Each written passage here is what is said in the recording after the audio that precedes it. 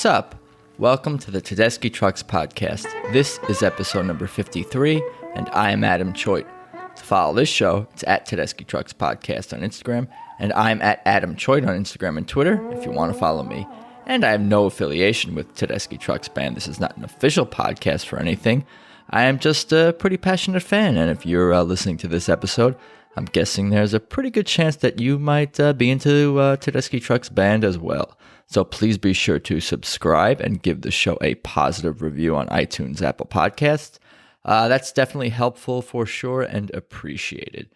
So these days with TTB not on the road and raising money to help their crew, the band has set up a fundraiser page. That's at givebutter.com/TTB, givebutter.com/TTB. I'm going to say that link about 1,000 more times in this episode and about 10,000 more times in the coming weeks and months, I'm guessing. But there's lots of auctions and raffles going on organized by fans that give directly to the givebutter.com/TTB fund. But if you want to follow these different auctions and raffles and things going on, please also check out the private Facebook groups, Tedeschi Trucks Band Fans and Tedeschi Trucks Band Family and Friends. Pretty much all the raffles, auctions, and everything being organized on behalf of the fans for the band can be found at those two private Facebook groups, Tedeschi Trucks Band Fans and Tedeschi Trucks Band Family and Friends. And of course, givebutter.com/TTB one more time before I get into the intro for today. And let's do that.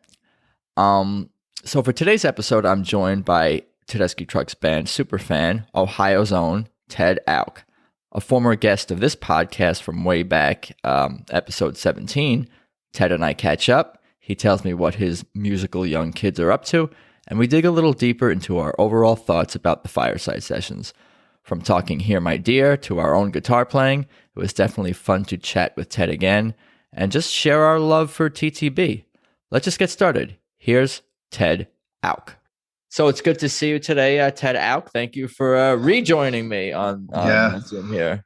Yeah, I love it, man. I love your show. I mean, I appreciate that. Yeah, I really dug it. I mean, as a junkie for the band, it's a long time coming. So it's definitely filled a void in a time when we need a void filled. Oh, I appreciate that. And just the fact that I can do some small thing to help some people out there, like stay connected or feel more connected to the band in some way. That's cool. That's the reason for doing it. Like, I love the fans. Like, I want the fans to be such a big part of the podcast. And I've talked about this in terms of the content and just participating and helping steer the direction of the show, even to some degree. But how you been? And it's been a little while since we spoke. Just a little interactions here and there online. But yeah, it's been good. I mean, I've got a 7-year-old and a 3-year-old and a wonderful wife, Julia, and we've it's been tough. I mean, raising kids during this, or the schooling process and the managing work and school and all of that stuff it's been a grind at times, but I mean, we've got a family that's grown closer for sure. And that's great. Yeah. I mean, a couple of the ways that we've grown closer is we've decided that we're going to become a family that birds together. So we're a bunch of birders. What does that mean? What does that entail? Well, like, knowing your birds, bringing binoculars out into the forest and looking for birds and trying. Why? How is that fun? Explain to me how this is fun. I was actually thinking about this the other day. What is with the bird watching, taking a lot of pictures of birds? And I guess the pictures are cool and whatnot. Yeah. But like, people are really into like all things birds. Explain this to me. Well, my wife and I are kind of unique in the sense that we're environmental scientists. So we've had years of walking through forests and trying to understand forests better and understanding environmental issues. And every single time that I do those things I'm 45, for at least 20 years, I've thought to myself, I want to know these things that are chirping all over the place a little bit better. And never did I really do the deep dive. But because of COVID, I said, I said to myself when COVID started, I wanted to come out of COVID with a couple of things some tools, some skills that I didn't have going in. And I decided one of those was birding, because we do love the sounds, and, honestly, kind of merging with what you're doing. Like there's a lot of overlap with the beauty of nature and the beauty of the sonic space and all that stuff in the woods, and they fill up that sonic space. And then they do, they have amazing migratory pathways. I mean, when you talk about, like the great blue heron travels 2,000 miles, or 90 miles a night, I mean, you got to have respect for these things. So we kind of do that. And also it slows down and makes more quiet walks in the woods. So with 2 kids, that's a priority for us. So we're trying to slow down and kind of see the grass growing. And in this case, that's watching great. Birds. Yeah. That's awesome. And that was an awesome response. Wow. It's like, now I'm going to now it probably did change my perspective to some degree. When I walk outside later and I hear birds chirping, I'm going to be more interested. And there's a chance I might Google something, what birds are in Los Angeles or something like that. Wow. But what I really love to hear is just that, like, I don't know. It's fun. It's interesting how specialized everyone could be. It's just like you have this curiosity, and I guess it becomes a passion, and a passion becomes a career, or life, or a way of life, or something like that. Just an important part of of your life. And I love to hear like that stuff, like people following their curiosity, wherever it may take them. And learning was a big thing of what you were just talking about as well. Oh yeah. I mean, you got to keep the gears working. Like I've noticed this with learning guitar and just, I'm a voracious reader, and, also as like my wife likes to say, being a model for your kids. Like if my kids see me watching football, not to disparage football, but see me watch football all weekend and then go to work and then come home and watch football again, I mean, that's what they're going to see. I don't really want them to see just that. I want them to see someone who's engaged, who's curious. That's the key word, curious, That's great. Yeah, no, you are setting a great example in that regard, for sure. And I was listening back to the past episode, and I know your family is musical as well. Your kids play and they sing. And is that still a thing right now, or are they be doing something else? No, totally. My son is playing cello, and he is unbelievable. I mean, he just has taken to it, and he's got this amazing pitch. Not like I've heard Tedeschi Trucks folks or Eric Krasnow, I listen to his podcast a lot, talk about Kofi had perfect pitch. I don't know if he has perfect pitch, but he has really good pitch, and he has really strong left hand. So he really bears down on those strings, those heavy strings for a 7-year-old. Yeah. This seems like you're describing someone who's not 7 years old, by the way you're describing it. And you're don't sound like you're the type of seem like the type of person to embellish or exaggerate. So this is wild, I think. No, I mean, wow. Yeah. And the 3-year-old loves drums, and they all love, we just started listening to this band called Salt. Have you ever heard of Salt? I don't think so. Okay. So, I got turned on to, this band called Salt, and they had this album called 5. And the cover art is, like 4 with the 5th line being the sketch. And I'm looking at a 2019 album, and I'm telling you, my kids love this stuff. What kind of music is it? It's like I think it's all women, just like funk, EDM, like it's just like unbelievable, like explosion of sound. It's kind of like Daft Punk meets like Jamiroquai meets like, I'll have to check it out. Yeah, it's amazing. But my family rocks out to it. And my 3-year-old, he tries to play drums. He just plays loud.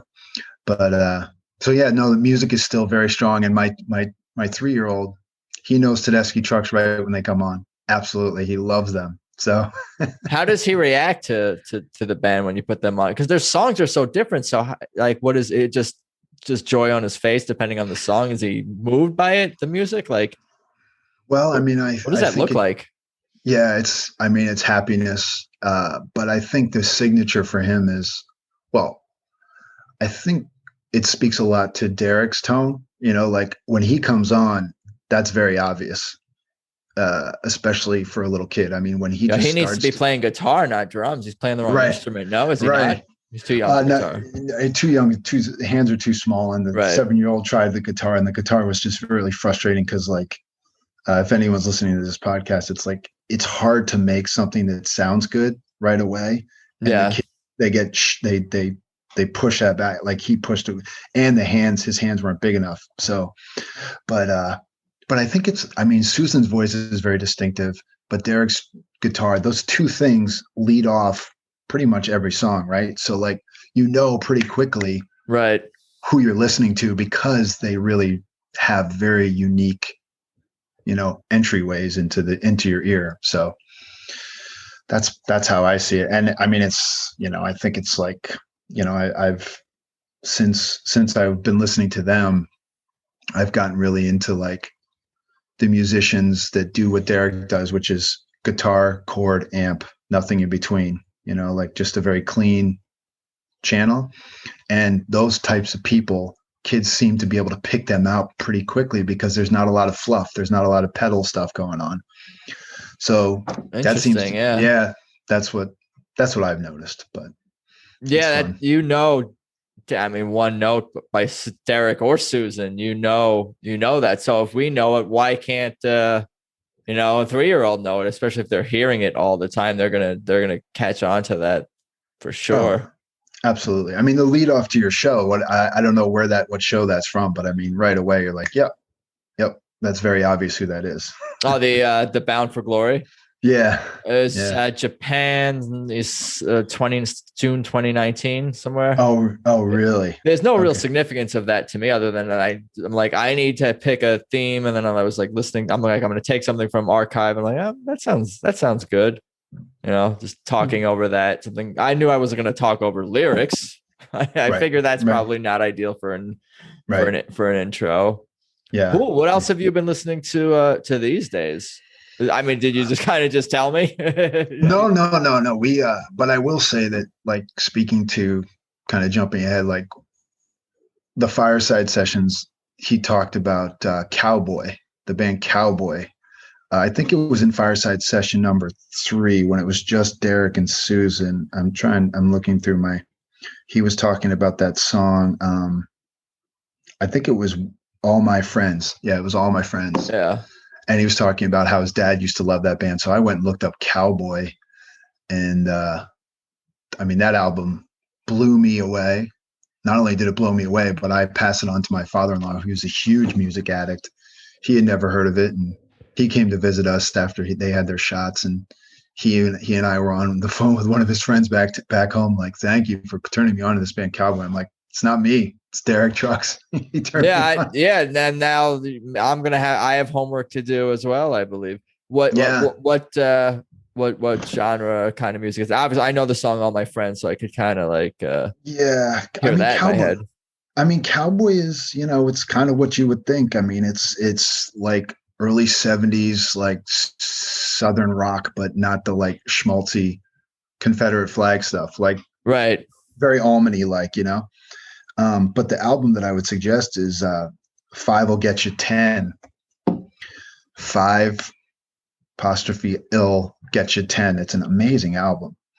That's the other artists, right? Cowboy. Yeah. And that's the one that I guess that was one of Dwayne's last sessions. So, whenever that name comes up, I look it up. So that, and I don't know, man, we've been listening to I listen to a lot of jazz, really a lot of jazz. And then my wife has got me a lot into like a guy named Joe Pug. Do you know who Joe Pug is? I don't know. I guess not.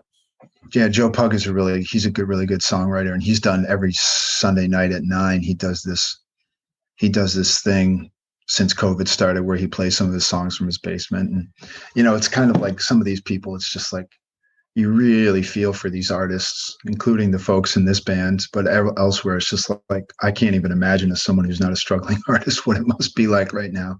Yeah. So, I mean, it's already hard enough to be a musician. Like you're a struggling musician already was a thing. Right. Exactly. Yeah, oh, man. Yeah. And I mean, that's why, like, I read that interview that Susan did with Relics, I think, where she was talking about making the band whole for as long as they could. I mean, that's top-notch stuff. Like, that's serious commitment to your band and crew. I mean, I'm not sure everyone has that commitment to their band and their crew. No, I don't think so. Yeah, I remember catching that she's really and Derek are really, really doing their best to take care of the band. We can segue into Fireside, more TTB stuff. Yeah. But one more thing. What about your guitar playing? Because you said you play as well. What are you playing these days, or into, or working on, or? Yeah, I mean, I still am just on an acoustic Alvarez guitar. It's a acoustic electric. I don't really ever plug it in.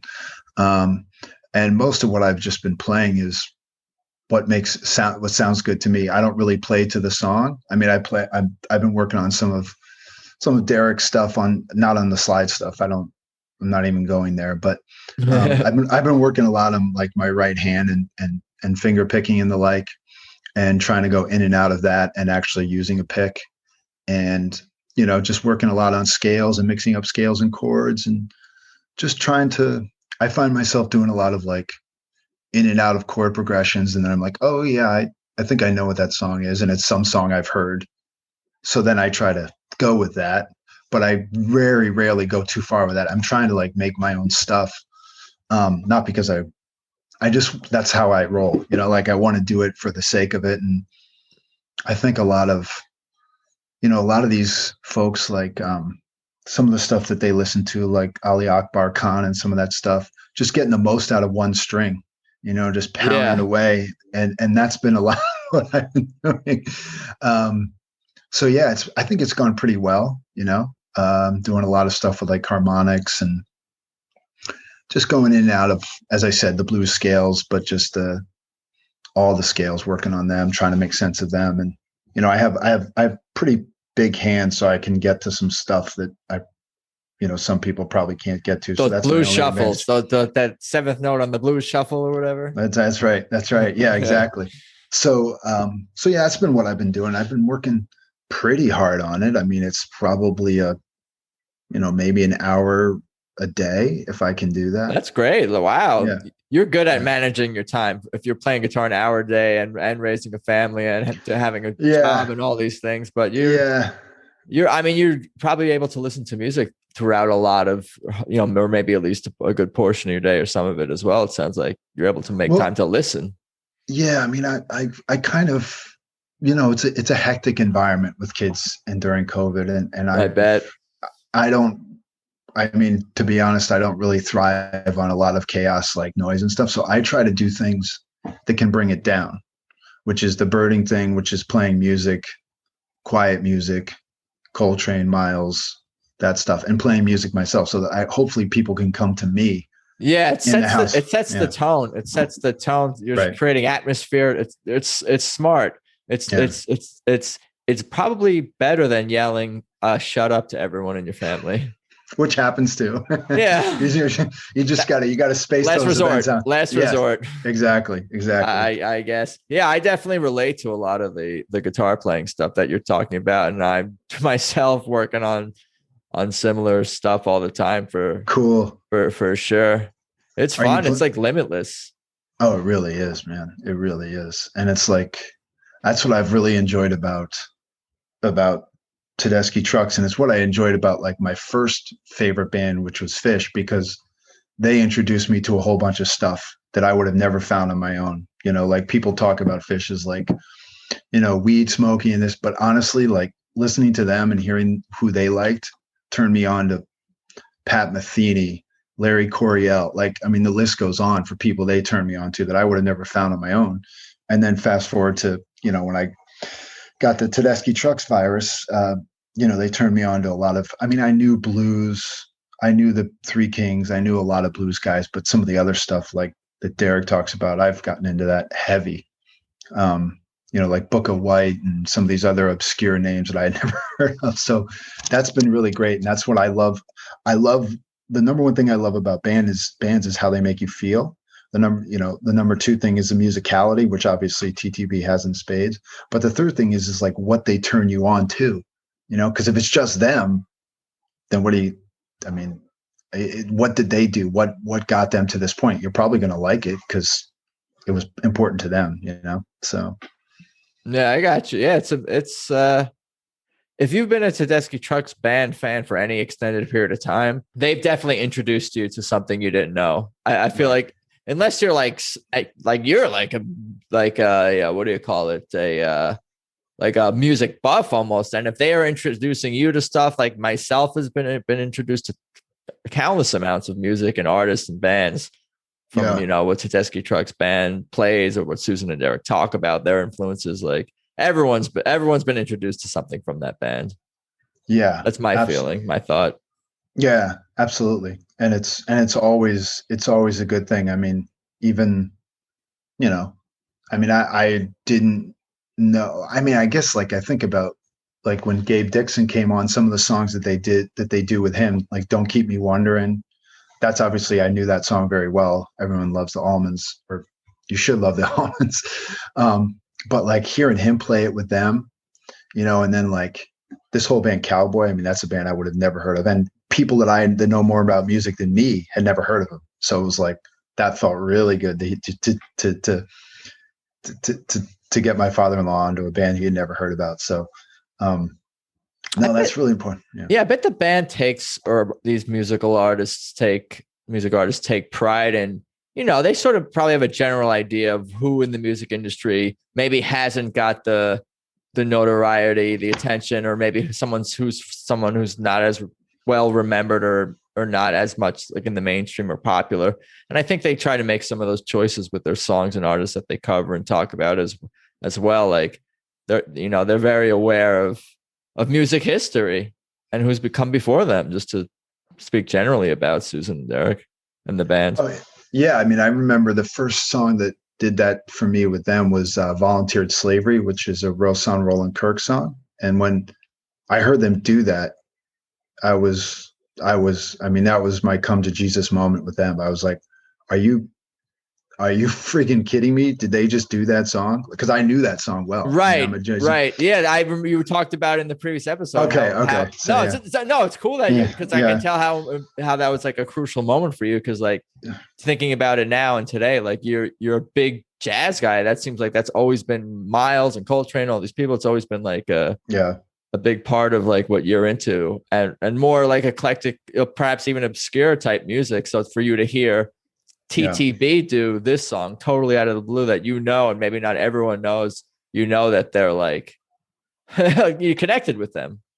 Oh yeah, absolutely. And I mean that was like when they did it, oh gosh, I don't even remember the year, but I mean this kind of gets to the whole Fireside sessions. Like when they did it and when I would see them, it was at a moment emotionally, I think, where not just me, but this whole country was kind of, pretty shaky.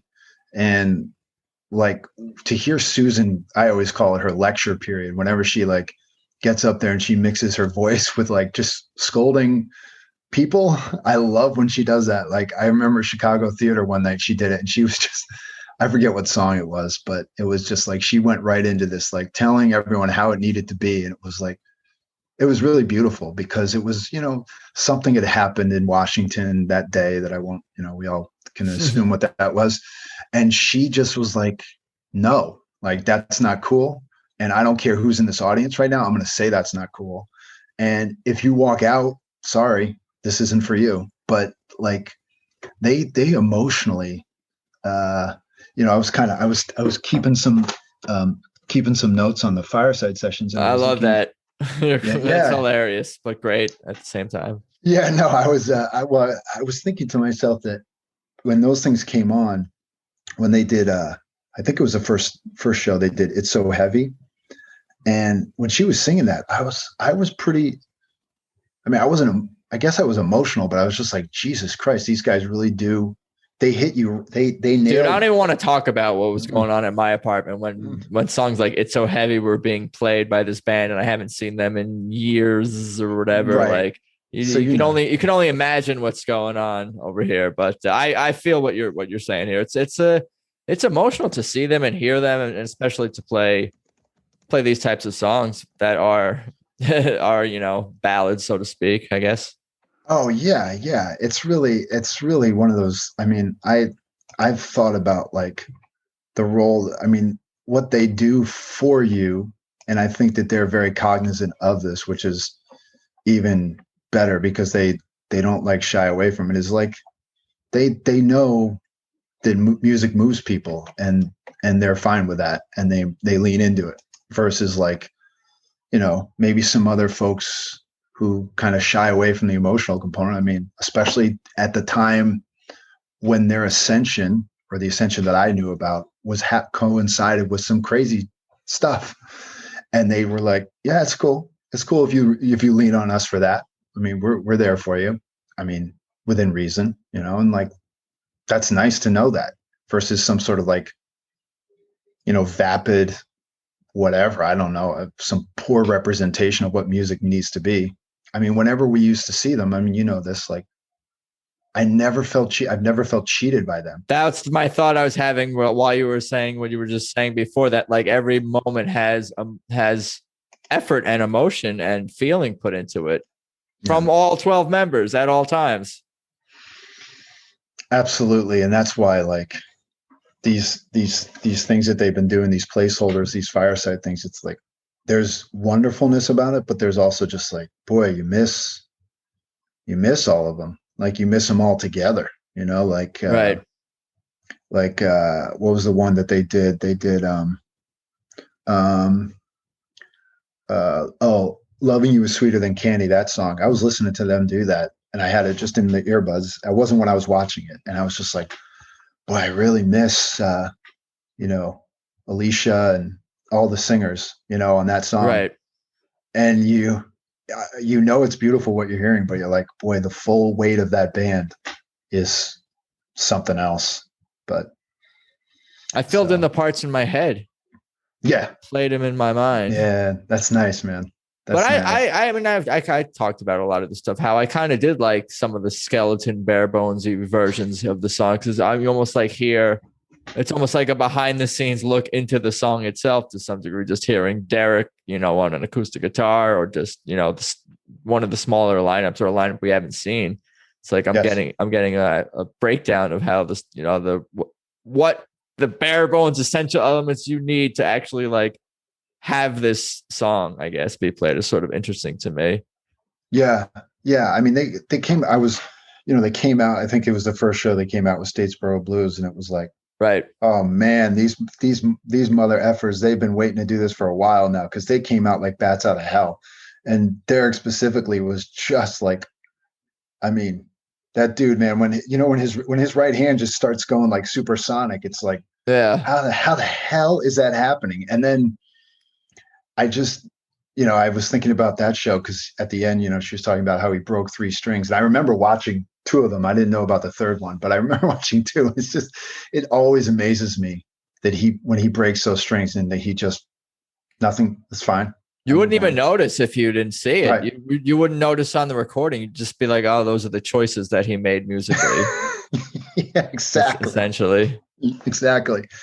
And they, and but I agree with you, because when they did that Angel from Montgomery Sugaree thing, because usually Derek leaves the stage for that, but he was, oh man, her voice right into his like vocal, like guitar playing was freaking unbelievable, man. It was just, it's like, yeah, I'm okay if you're still on the stage. This is great, because it's like you have it's like the feeling of live music they do is amazing, but the quality is also almost like, oh, that could be an album. Like what they just played, that sounds like the quality, like the recording quality, but also like the playing itself and the singing, like, oh, that could be a recording on an album. Like, yeah.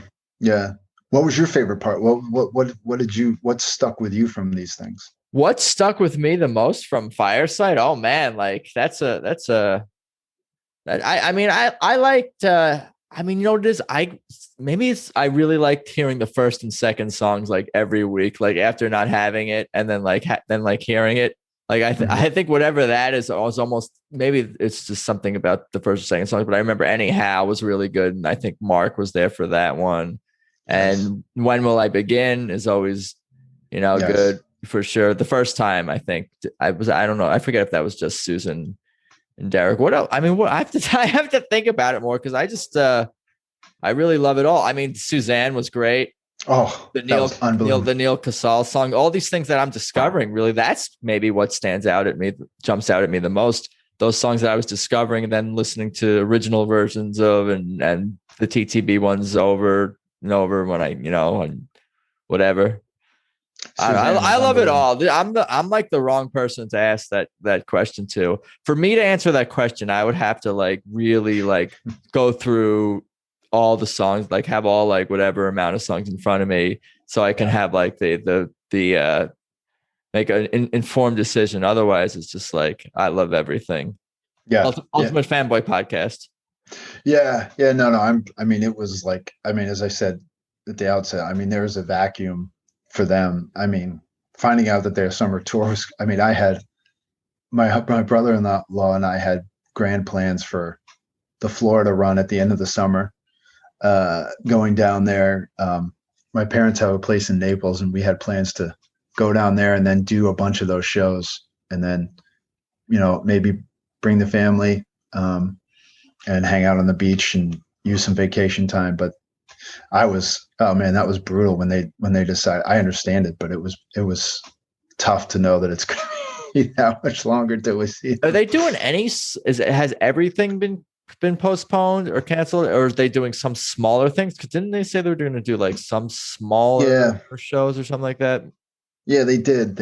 And I mean, within reason, I'm going to try to be there. I mean, I don't know what it is. I don't know where it is. So that's going to be a change from what was on the existing tour. Right. I gotcha. Okay.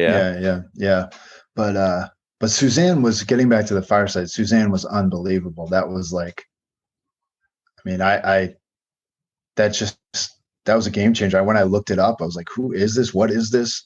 And I was like, well, I kind of like Susan Tedeschi's version of it better. So I'm going to stick with that, but it's a beautiful song. I mean, so. Yeah. I mean, all the fans who knew were saying how it was a Nina Simone song, or no, it's a Leonard Cohen song. Leonard Cohen. Yeah. But they did it in the style of Nina Simone's cover.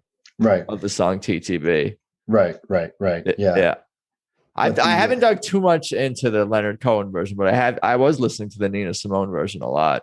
Did you like it? Oh yeah, for sure. Okay. I'm trying to hit all those little high notes she sings, those couple of little high notes. I'm working on them myself. We'll see. It's fun. It's fun for sure. Tell me more about any other Fireside reactions or thoughts or whatnot. Well, what else is in your notes? Yeah, my notes. I mean, I think I loved "Here My Dear" with Gabe and Susan. That was a great. That's like a classic song already. Like I was saying, it's like already like seems like it's like a staple of TTB, and they've never even like seen them play it live with the full band. I felt that same way. Why is that? I don't know why that is. Because they used it for the intro and promotional, so we heard it. Oh shoot! Fairly often. I think that's why. But still, it sounds like a classic TTB song. Yeah, it's really amazing. I mean, Gabe is so fantastic. I mean, he's, whatever you lose with the genius of Kofi, you probably never get that back. But boy, oh boy, I mean, I really do I love his singing. I love his playing, and he's just like, and the other thing without the second drummer, I heard Brandon a lot more, and Brandon's tight as hell. Like he's like, he just holds it down. And I love when he takes his little solos, and you can tell that he holds back on that, because that man he's one funky dude, and he's just great. And the thing that blew me away was, and I said this to anyone, is that that Leaving Trunk Derek solo that he did there. If anyone hasn't heard that or really listened to that, that wasn't human what he did there. Like he just started, and you could hear him coming a mile away in terms of something new. Like I feel like no drum, none of these other folks, he's filling more of that space, and he's doing it, elegantly and in a genius way. Yeah. But with this one particular song, it was like, you could see he just was kind of building up. And then it just was like, it was a classic, like, I'm going to get in and get out. And when I leave, you're going to be like crestfallen, because there was so much more there, but I did it. I left exactly when I needed to leave. And he always does. He does. I know. He's a master of that as well as many other aspects of playing. It's pretty amazing. Yeah. No, it's fantastic. And Susan, I think, like, when she gets on that Les Paul and she does some blues stuff, and then when she goes right from that to her voice, it's just like, how can someone do both that good? Yeah. She's a 1-2 punch. Yeah, they're amazing. And it's like, I was thinking about, you were talking about earlier how the music makes you feel, and that I don't even know I forget exactly what words you described, but like, to me, like, that's real magic. Like, people use the term like magic or energy, like sort of just like flippantly or whatever, or that people don't really mean it. But like, that's really what music is. Like, it's real. It's like real. And like, that's real. Those feelings, the magic, the energy, all those things.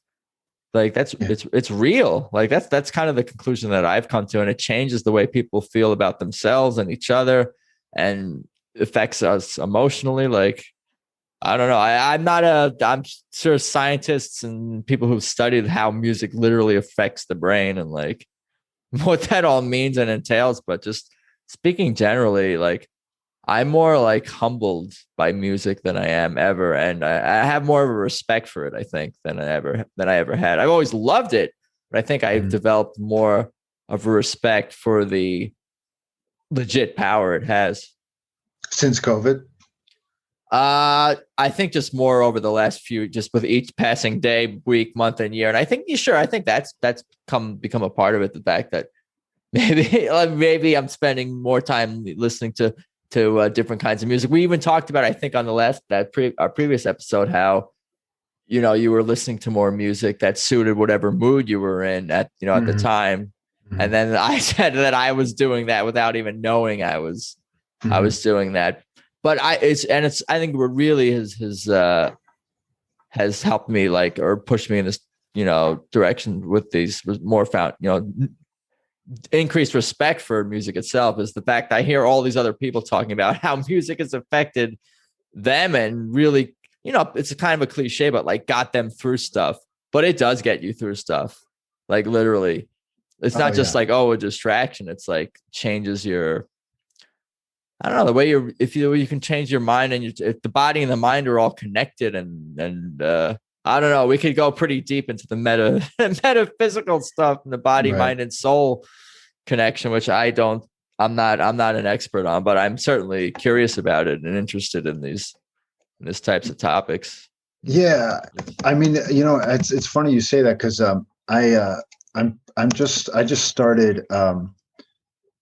started reading this book by Victor Wooten called The Spirit of Music. It is unbelievable. Like, he is, like, really tapped into it. I mean, he starts the book by talking about how, people know that the planet is under attack, and it's not, it's not as healthy as it once was. And he starts talking about how he believes that music is not healthy, that some of the ways in which music is presented or packaged is making it not as healthy as it once was. Like, he talks about if a live concert is the full 12-inch ruler, that some of these other formats that music is presented in, earbuds and that kind of stuff, that's like 1/4 of an inch. So like, we're not getting the whole thing that was being produced. That's interesting, because it just made me even think about how, I have a little USB speaker, and I like to listen to it even just from this little speaker, whereas I put it sort of in the corner of the room, or in the middle of the room, or in a location where the music fills the room. Like, it's not as enjoyable when there's a speaker just sitting right in front of me versus music filling the room. Sure. And that's what he talks about. And it's, I mean, you're immediately drawn to like your favorite live experience, which for me includes, at least one of the Bella Fleck and the Flecktone shows. I've been to a bunch of theirs, and he's part of that with his bass playing. Tedeschi Trucks, at Chicago Theater is one of those. And, I remember like Fish Rosemont Horizon 1995 is one of those. So there's a lot of those shows that I could put in there where it's just like when you just get, it's a wave that comes over you.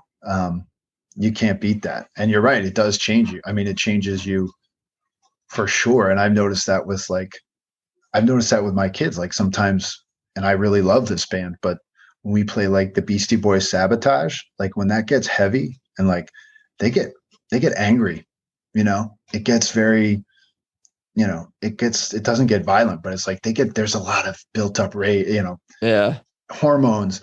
And then when you put on Kind of Blue, it's like, whew, okay, that's better. Yeah. I follow it. Yeah. It's like, I always think of Snoopy on Schroeder's piano, and depending on what Schroeder plays, Snoopy is just like as a puppet on a string, emotionally reacting. Yeah. And I think people can be like that, and maybe I can be to some degree. But some music does, like, I mean, it turns me off, like literally, like but I guess I think that makes sense, because like if you like something, you're gonna probably dislike some other things too. So I don't know. I'm not into like stuff that's like too much overproduced or just noise, but I don't want to be come across too much as an old man, like fucking get off my lawn, dude, or whatever. But right. No, but I mean, it's all good. It's, to each their own. Yeah, it's to each their own. And I mean, I just think that there's something to be said for like the old equipment that they use to record in some of these old, recording studios. And I know TTV's like done a lot with like trying to use some of that old stuff, which I don't know. I feel like it makes a difference. It's there, I wonder, I'm kind of at this point wondering when it will be, because it just seems so uncertain as far as live venues. Definitely indoor live venues seems very uncertain. Outdoor live venues seemed like it was kind of baked in for the summer, but that was also me probably just being wishful thinking. But I think it's just going to have to be gradual is what we're going to see. Yeah. Some form of gradual, whatever that means. It's not going to go from 0 to 100. It's just, It's just not, because I don't think that's what, I mean, that's just how it ramped down. And that's how I assume that's how it's going to be, Right. Like kind of like that's how the baseball stadiums are doing it. That like, more and more fans, some parks a little more, some parks a little less, but slowly more and more. So I don't know. We'll see what happens with the live music. Maybe we'll get more Fireside type things in the future. And then in the meanwhile, get some kind of content out of the band. Yeah. I mean, I take our money. Yeah, that's exactly how I feel. That's exactly how I feel, Adam. I've emailed them and I'm like, look, give us something and I'll buy it. Like just whatever it is. Yeah. Just like, I don't know, do what Fish does. They have a live Fish thing where you can just pay and you can get shows and throw your whole archive out there or bring it in drips and drabs. I don't care. But like, whatever it is, if it means to me that I get your amazing music and your band stay solvent, I mean, that's a win-win for everyone. Yeah, they have all like the soundboard recordings like from all the shows, or I don't know. Yeah. But that would be great. Yeah, for sure. But like you and me are saying how we're willing to pay for stuff.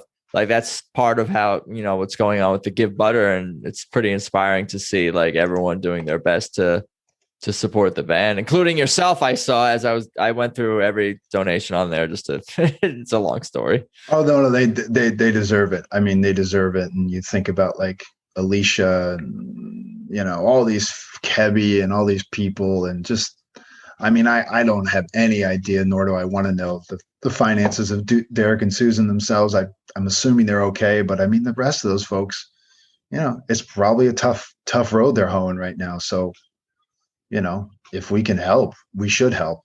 I mean, they've done enough for us. I mean, it's not charity, and we're not saying woe is them. It's more just like they mean a lot to us. So, okay, help them out. It's okay to need help, and it's okay to be able to ask for help. And if you can give help, give it. I don't know. Right. I'm Tony. I'm a regular Tony Robbins over here. That's that was a great motivational speech right there. I got right to Right to the point. Well, I think we covered Cool, a man. lot for sure. I mean, is there anything else you want to talk about or discuss about TTB or Fireside or whatever? What else you got? No, I mean, I think we covered it. I love these sessions. I hope that they do more of them. And, those Thursday nights for 6 or 7 weeks in a row were, that kept me alive, kept me musically connected with them, which was so appreciative. And like you said, I mean, I'm pretty much a fanboy, so I'm not very critical, if critical at all. But I'd love to see a new album. I hope that when all those folks are down there, when they were down there doing that, maybe they put something together, because that'd be great as well. So I got an idea. Yeah. Because I think they do. They must have their shows recorded professionally, or at least a big chunk of them. They could put out these audio of these recordings, maybe, but like Susan and Derek could do like an intro or an outro after like the night when the recordings get released, and just say something. Oh, we remember this night at the Ryman. It was cool. Blah blah blah. Whatever the hell it was. Just a tiny snippet of current video, just to kind of like, feel that current, so to bring it up to date. So we feel like we're more in the loop, but like give us just an audio of an old show, high quality audio to download, or like put it on your website with like I don't know, collage or visualizations or something. Like, I don't know. I'm thinking out loud here. No, that'd be great. I mean, maybe they'll do that Japanese show or that Japan show Yeah. That would be. The dude who recorded it, I think, did a pretty good job, but nothing is going to beat, the band itself and their recordings. But again, I definitely appreciate your time and thanks, Adam. Catching up. Oh, thank you. Is there anything else is there anything that you wanted to plug or promote, or givebutter.com/TTB? No, go there for sure. No, I got nothing to plug, but thanks for the time. It's good to talk about our favorite band. So. Oh, for sure. Thank you. All right, man. Have a good one. Later. You too. Bye. So there you go. Episode 53 with Ted Auch. That was fun, and I really appreciate Ted taking the time. Again, he just oozes passion for music, and I just love to talk to people that do. I myself have a lot more new music to explore and homework to do. But on that note, once again, givebutter.com/TTB to support the band's crew. And again, raffles and auctions and everything going on behalf of the fans to raise money for the band can be found in the private Facebook groups Tedeschi Trucks Band Fans or Tedeschi Trucks Band Family and Friends. And it shouldn't be too much of a process to get accepted into those groups if you're not already in there. Anyway, for now, hope everyone is hanging in there, out there, and doing okay. Please check out Tedeschi Trucks Podcast on Instagram. That's at Tedeschi Trucks Podcast. And of course, remember to tap subscribe or follow on iTunes, Spotify, or via whichever way you listen to this episode. And again, positive reviews on iTunes, Apple Podcasts are very much appreciated. I'm on Instagram and Twitter at Adam Choit. TTB themselves are at TedeschiTrucksBand.com. GiveButter.com/TTB to support the crew. But I think that's about all I got for today. And thanks again for listening. Later.